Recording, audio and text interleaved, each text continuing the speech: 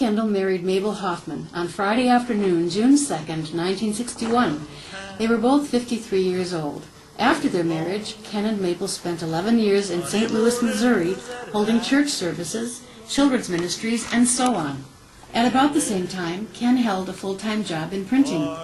All through the years together, Ken and Mabel lived carefully. No careless spending, no keeping up with the Joneses, and clothes shopping at Goodwill and similar stores.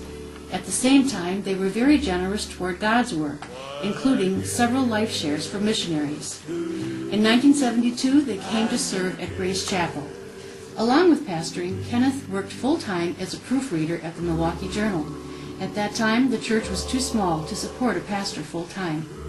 Mabel was a great help to Ken at the church. She ran children's programs, vacation Bible school, Christmas programs, made calls in the neighborhood, and started a young women's, mostly young mothers, Bible study. In 1976, a trip of a lifetime, Ken and Mabel and his sister Pauline were able to go on a trip to the Holy Land. Ken and Mabel did not like to spend money for souvenirs, so wherever they went, they would pick up an attractive stone and print the name of the place on it. Ken still has a glass jar of these stones.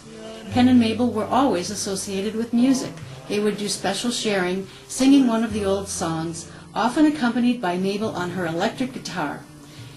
In 1980, at the age of 72, Ken took part in a church softball game and ended up in the hospital with 2 broken bones. The interns couldn't believe it. They asked him, "What did you say you were doing when this happened?" In 1980, Ken and Mabel retired. Pastor Ken asked sometime around 20 years later when he actually retired from the Lord's work. He emphatically answered, "Never."